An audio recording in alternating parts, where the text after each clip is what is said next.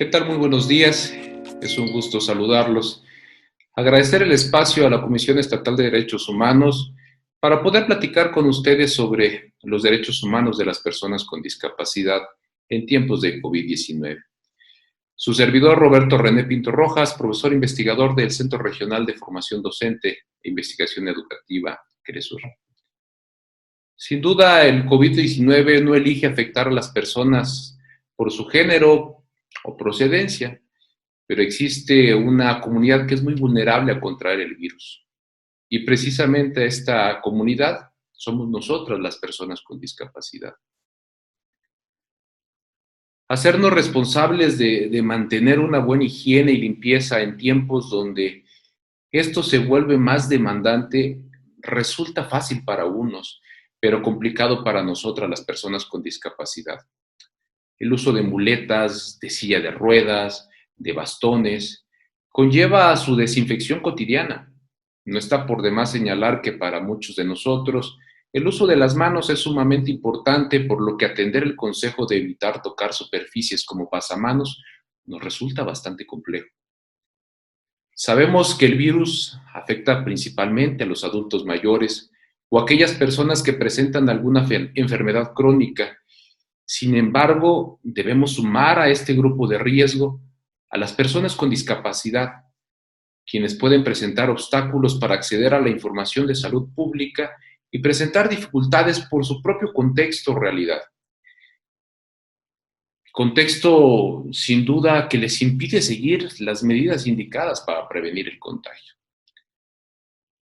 La Organización Panamericana de la Salud, en marzo del presente año, y luego de un intercambio de ideas con sectores especialistas en discapacidad, emitió recomendaciones, entre las que se encuentran, por ejemplo, el pedir ayuda al círculo cercano para realizar compras. En caso de que usemos algún dispositivo de ayuda, asegurar su desinfección de forma frecuente, lo que yo ya les comentaba. Si se depende de cuidadores, pues hay que considerar el ampliar este grupo en caso de que alguno se enferme. No todas las personas con discapacidad pueden ser completamente autosuficientes e independientes.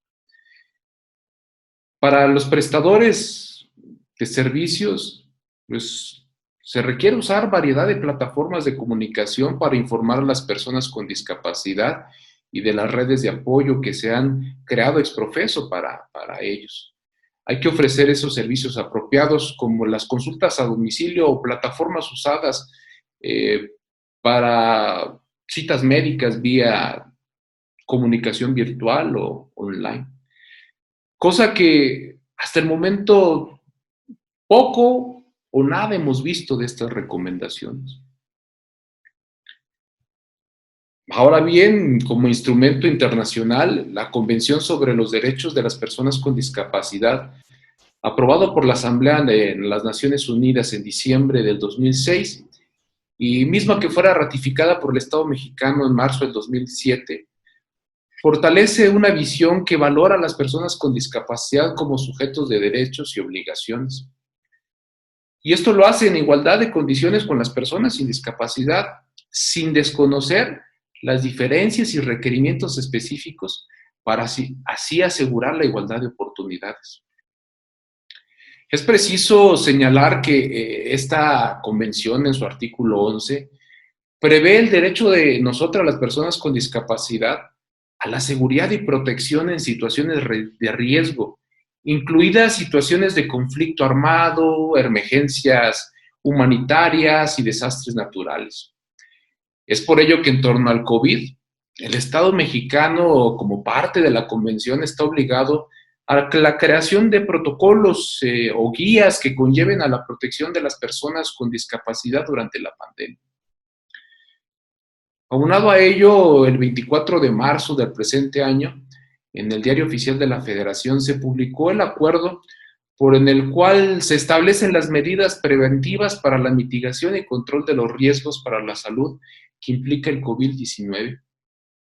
En este acuerdo que emite el presidente de la República, pues prevé evitar la asistencia a centros de trabajo, a espacios públicos y a otros lugares concurridos, Pues a los adultos mayores de 65 años o más y grupos de personas en riesgo a desarrollar enfermedad grave o morir a causa de ella, quienes en todo momento, en su caso y a manera de permiso con goce de sueldo, con un estricto goce de sueldo, gozarán de su salario y demás prestaciones.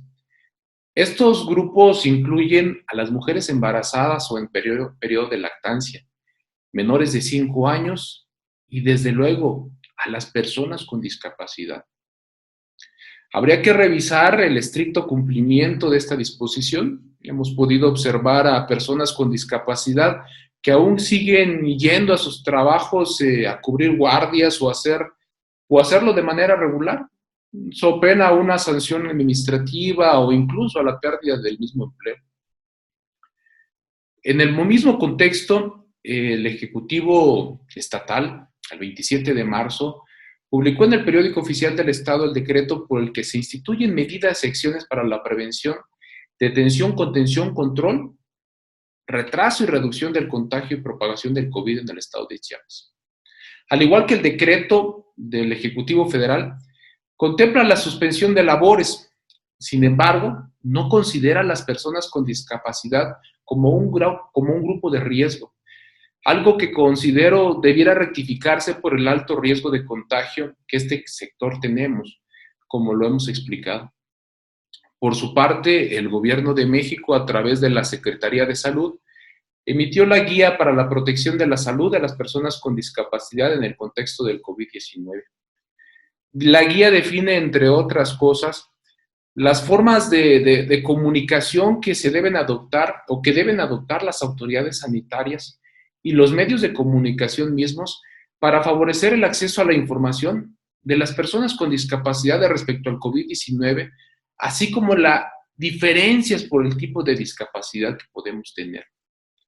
Las medidas de protección, vigilancia y cuidados con motivos de COVID-19 que se deben adoptar o que deben adoptar las personas con discapacidad, sus familias, las redes de apoyo y las personas de asistencia personal. Las medidas que se deben adoptar en las instituciones de acogimiento y espacios de internamiento en donde viven personas con discapacidad. Esto para prevenir y atender contagios de COVID-19. Hemos visto cómo ya en estados de la República ha habido un gran contagio en estos centros en donde se atienden a las personas mayores y que por no tomar los debidos cuidados se ha propagado en un sector muy vulnerable. Lo mismo puede suceder con las personas con discapacidad. Consideramos pues que la normatividad internacional y nacional están dadas, corresponde a nuestras autoridades el estricto cumplimiento y principalmente la salvaguarda de los derechos de las personas con discapacidad. No quiero perder la importante oportunidad de recordar algunos de los principales derechos de las personas con discapacidad, mismos que se encuentran vigentes aún en contexto de esta contingencia sanitaria y los cuales se encuentran plasmados en instrumentos internacionales, nacionales y estatales. Las personas que trabajan para brindar un servicio a las personas con pérdida auditiva deben tener la preparación adecuada para que en un momento dado puedan comunicarse con lenguaje manual, con el lenguaje de señas, con el objeto de brindar la atención que todo individuo merece.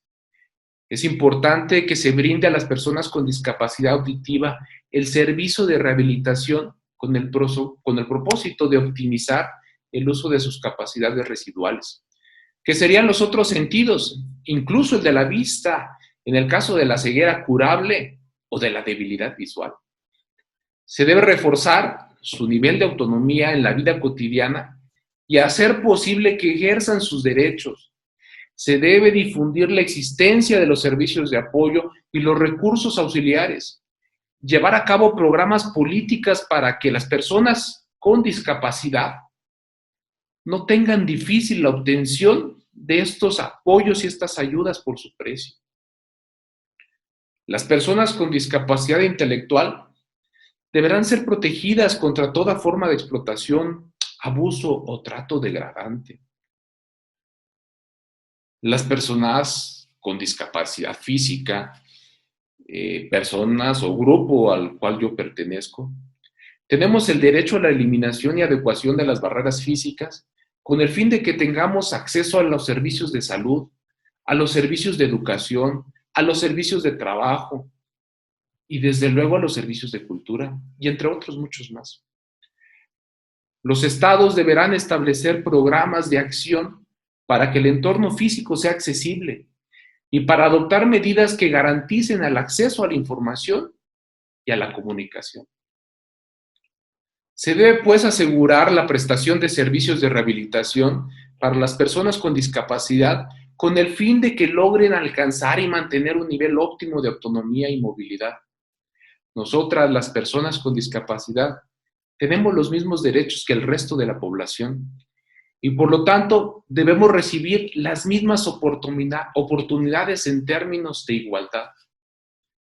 Agradezco pues a la Comisión Estatal de Derechos Humanos del Estado de Chiapas la oportunidad para poder conversar con ustedes sobre este tema. Para nosotros, las personas con discapacidad, es de vital importancia abordarlo desde diferentes puntos de vista. Deseo que esta contingencia sanitaria pase pronto y que los aprendizajes obtenidos sean valorados para vivir en una mejor sociedad, más humana y con mayor sensibilidad. Que tengan un excelente día. Muchísimas gracias.